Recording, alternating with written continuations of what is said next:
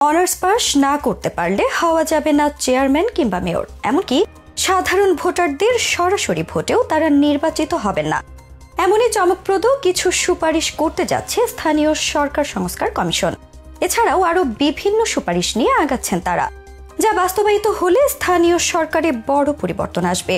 সংস্কার কমিশনের সেসব সম্ভাব্য সুপারিশের বিস্তারিত নিয়েই সাজানো হয়েছে আজকের এই ভিডিওটি। গণ অভ্যুত্থানের পর নতুন এক বাংলাদেশের স্বপ্ন নিয়ে আগাচ্ছে সংস্কার কার্যক্রম, যেখানে খুবই গুরুত্বপূর্ণ ভূমিকা পালন করতে যাচ্ছে স্থানীয় সরকার সংস্কার কমিশন। একটু দেরিতে হলেও তারা গুরুত্বপূর্ণ কিছু সুপারিশ করতে যাচ্ছে। সংস্কার কমিশনের প্রধান স্থানীয় সরকার বিশেষজ্ঞ ডক্টর তোফায়েল আহমেদ বলেন, সারা দেশ থেকে সাধারণ মানুষের সবচেয়ে বড় অভিযোগ হলো দল বেশি শক্তি ও টাকা পয়সার কারণে শিক্ষিত লোকজন প্রতিনিধি হতে পারেন না। নিরক্ষর লোকদের দাপুটে সজ্জন গুণী ও শিক্ষিতরা নির্বাচন থেকে মুখ ফিরিয়ে নিচ্ছেন। নিরক্ষর লোক যেন জনপ্রতিনিধি হতে না পারে, শিক্ষিতরা জনপ্রতিনিধি হতে আগ্রহী হন এবং বিজয়ী হয়ে আসতে পারেন, এমন ভাবে সংস্কারের প্রস্তাব দেওয়া হবে। কিন্তু ভোটে অংশ নেওয়ার ক্ষেত্রে শিক্ষার কোনো মানদণ্ড সংবিধানে উল্লেখ নেই। ভোটে অংশগ্রহণে তাদের বাদ দেওয়ার সুযোগও নেই। এজন্য কৌশলী হতে হচ্ছে কমিশনকে। জানা গেছে, ইউনিয়ন পরিষদের সদস্য অর্থাৎ মেম্বারদের ভোট দিয়ে নির্বাচিত করবেন ভোটাররা, আর ইউপি সদস্যরা ভোট দিয়ে একজনকে চেয়ারম্যান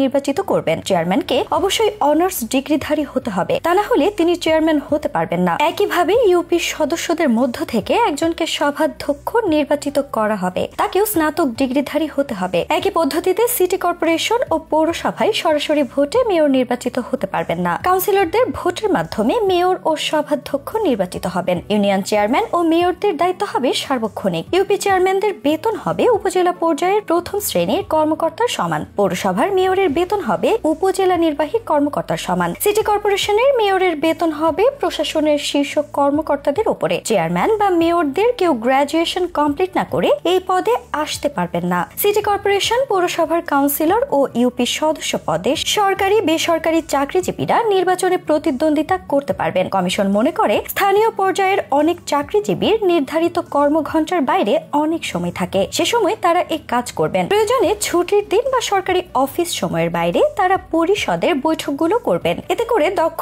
জনগণ জনপ্রতিনিধি হওয়ার সুযোগ পাবেন। তবে তারা চেয়ারম্যান বা মেয়র হতে পারবেন না। অবশ্য তাদেরও সন্তোষজনক মাসিক ভাতা থাকবে। কমিশন মনে করে, যোগ্য ব্যক্তিরা মাঠ পর্যায়ে জনপ্রতিনিধি নির্বাচিত হলে স্থানীয় সরকার ব্যবস্থা শক্তিশালী হবে। চেয়ারম্যান মেয়রের দায়িত্ব হবে পূর্ণকালীন চাকরির মতো। এছাড়া বৈষম্য বিরোধী ছাত্র আন্দোলনকারীরা যাতে এসব নির্বাচনে অংশ নিতে উৎসাহিত হন, কমিশন সেজন্য কিছু সুপারিশ রাখবে। সংস্কার কমিশন মনে করে, ইউনিয়ন পরিষদে জনবল কম, অথচ স্থানীয় সরকার ব্যবস্থাকে শক্তিশালী করতে হলে জনবল বাড়ানো প্রয়োজন। এরপরই পৌরসভা, এখানেও জনবল বাড়াতে হবে। আর ইউনিয়ন থেকে শুরু করে উপজেলা ও জেলা পরিকল্পনা বাস্তবায়ন করতে হবে সমন্বিতভাবে। এজন্য প্রতিটি পৌরসভায় পরিকল্পনাবিদ পদ থাকতে হবে। রাজস্ব আয় দিয়ে স্থানীয় সরকার পরিচালনায় সীমাবদ্ধতা থাকায় সরকারি বরাদ্দ বাড়াতে হবে। কমিশন মনে করে, গ্রাম থেকে সরকার প্রচুর রাজস্ব পায়, এর একটা অংশ বরাদ্দ দিয়ে স্থানীয় সরকারকে শক্তিশালী করা প্রয়োজন। গ্রামের নাগরিক সেবা বাড়ানো জরুরি। 50,000-এর চেয়ে কম জনসংখ্যার পৌরসভাকে